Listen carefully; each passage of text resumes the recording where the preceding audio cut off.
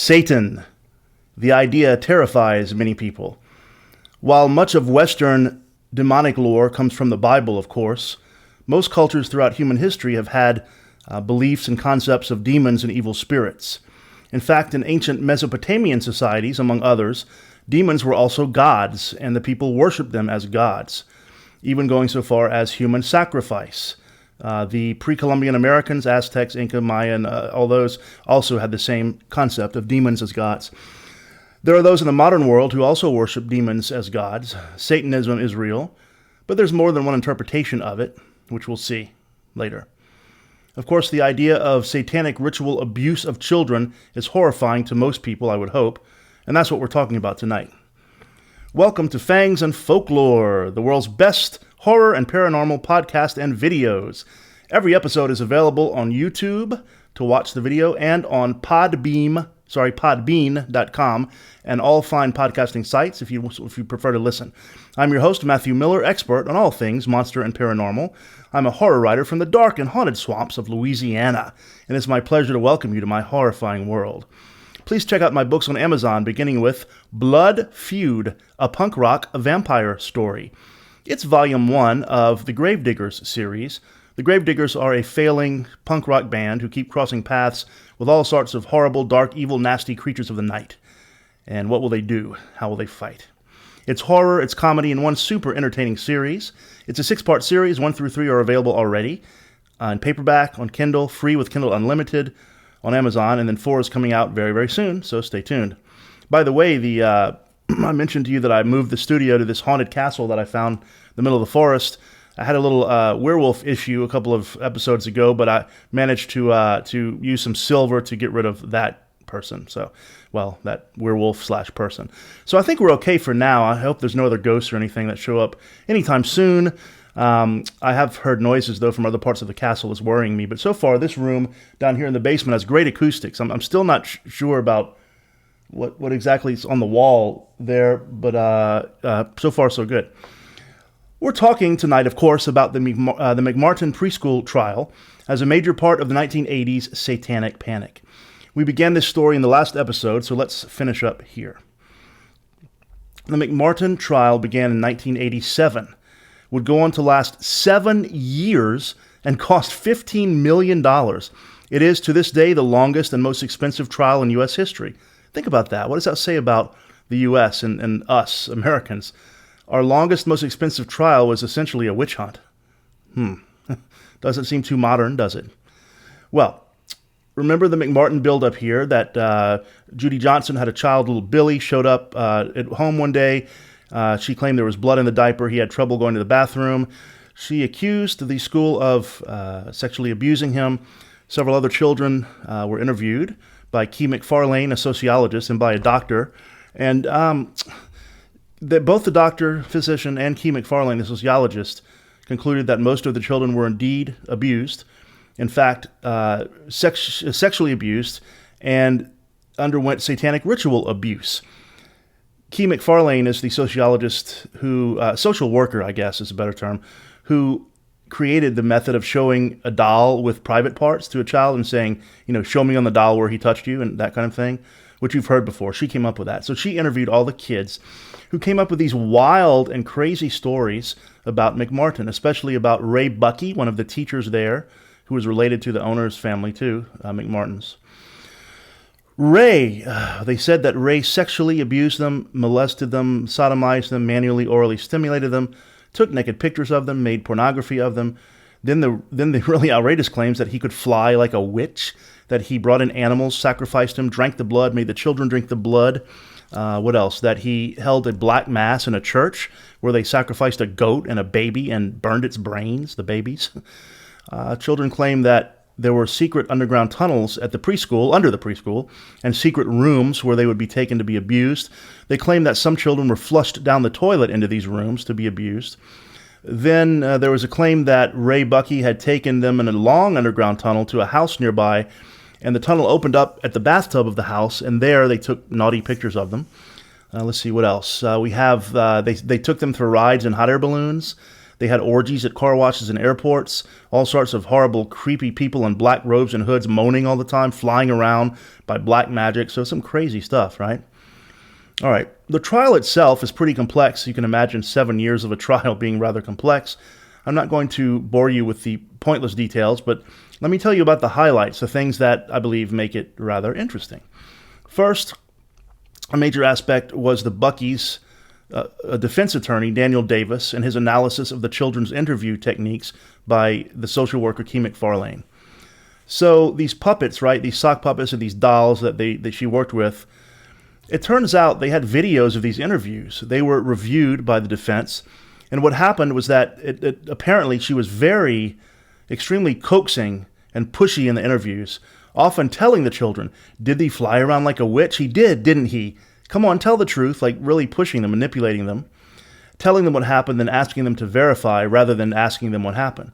She would reward children who agreed with her, and she would kind of be disappointed and stern with those who said the abuse did not really happen. So the interviews were extremely leading at best and manipulative and invalid at worst. There's a difference between saying, "What happened to you?" and "He touched you in the bad place, didn't he? Come on, be a good boy and tell me the truth," right? A lot of kids are going to say yes in that situation anyway. In fact, before the trial, one prosecutor, not the defense, one prosecutor said, quote, "Key McFarlane could make a 6-month-old baby say he was molested," close quote. That was a prosecutor, right, on the other side. Now, later in life, some of the children insisted that the abuse did not actually happen, that they had made it up, or that they were coerced by McFarlane. But a few insisted that it really did happen to this day. You know, childhood memories are often difficult to pin down, of course, and can be distorted with time and influence. I don't know, my childhood memories, I have memories of places and people and things that happened, but they're so long ago, you think, do I remember it exactly, or am I getting some details wrong? Our childhood memories often are based on the emotions we felt when the memories were made, not necessarily on the observation of facts. So they can be a little, wavy. It's just not a fine line defining all the details of our childhood memories. There was a group of parents of the McMartin children, and they made a movement, a group called Believe the Children. They advocated for the truth of the claims of the children, said, yes, it really happened. We should listen to them and believe them. In March of 1985, something really interesting happened. These Believe the Children parents and the prosecutors began to dig up the ground around the school to search for the secret tunnels and secret rooms. Then they hired an archaeological firm to use ground-penetrating radar. And they didn't find a big network of tunnels and rooms, but they did find something.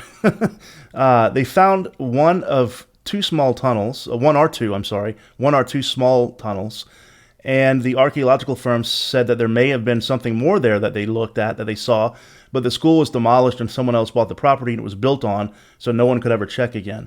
So they didn't find all these tunnels and rooms, but they did find a couple of tunnels, really small ones, and again, what might have been a room. That's really weird. That freaks me out. In fact, one of the little tunnels they found had some kind of a supporting beam above, so you had to duck under it. And a couple of the children had claimed, without seeing the tunnel, that in one of their tunnels, there was a beam above that they would grab onto and swing on. So that kind of freaks me out. I don't know about you. But no definite evidence of these tunnels and rooms. Another distinct weakness in the prosecution's case was the lack of medical evidence of sexual abuse. Although we did say last time Dr. Astrid Hager testified. She's the physician who interviewed the children alongside the social worker, Key McFarlane. So Dr. Astrid Hager testified that she found numerous scars consistent with rape on the children, 10 out of 13 of them. But the defense's medical expert, Dr. David Paul, said that his review of the medical evidence turned up virtually no evidence of molestation. Virtually. I wonder what that means. In the case of at least 9 of the 11 alleged sexual abuse victims, he said the body parts were perfectly normal. So, two doctors disagreeing with each other doesn't necessarily mean anything, does it? It means it's a little ambiguous. So, Ray Bucky, of course, by now he's been arrested, right? This letter was sent out to the parents of the children. Ray Bucky's arrested, waiting his trial. He had a cellmate named George Freeman, who was basically a career criminal, right? Freeman said that Bucky admitted to him that he had indeed sexually abused the children at the school and in other places, that he was had done incest with his own sister, that he made child pornography, shipped it to Denmark, that he had photos incriminating of himself and the children doing horrible things, and that he had buried these photos, in South Dakota.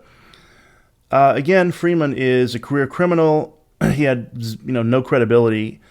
He was a known liar, perjurer, so who knows, man. But one thing that's kind of odd that's true about Ray Bucky, he believed in pyramid power. Now remember, this is the 1980s. It's not as weird and wacky as the 60s, right?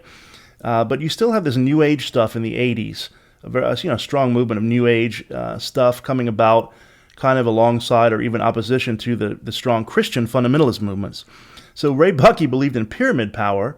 He said pyramid power, quote, has a powerful effect on all living things, close quote. So the prosecution made a point of that. Why? Well, they told the jury that, and this is true, that Ray Bucky wore a pyramid hat when he went around town, and that he had a pyramid that's hanging over his bed. And they did this, they made this point for a couple of reasons. One, they wanted him to come out and seem wacky, right? Unstable. Peggy Bucky had argued, I have never, and never would hire a teacher who's not qualified and fit at my school. Then you have this pyramid guy. It makes it seem, well, was he really fit?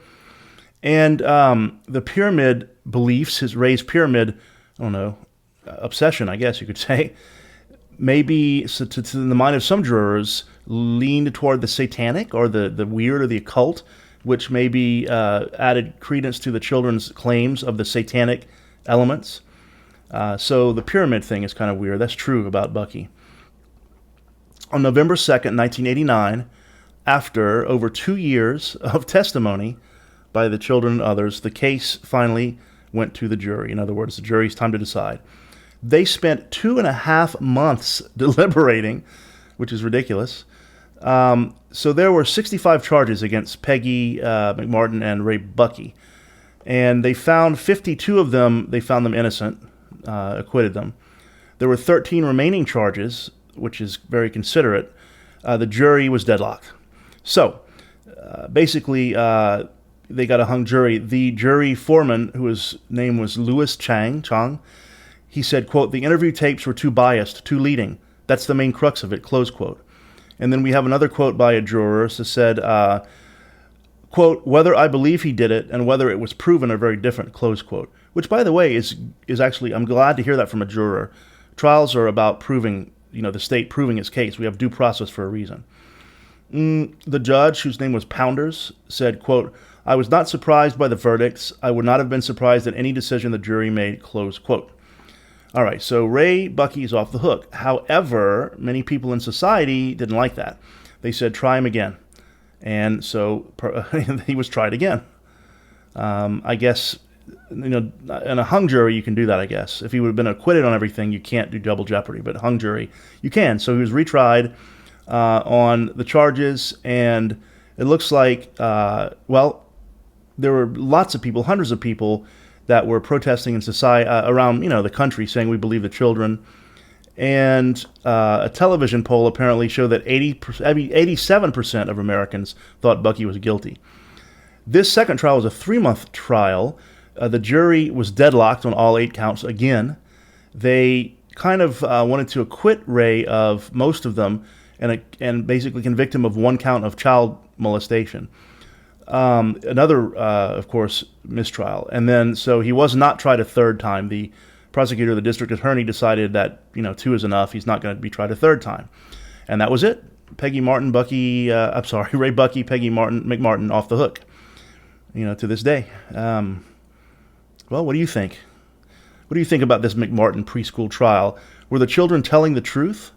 Were the staff these avowed Satanists who use black magic and demonic power to abuse the children, to do terrifying, bizarre things, flying around the room like witches? Or was it a simple case of a mass panic like the witch trials?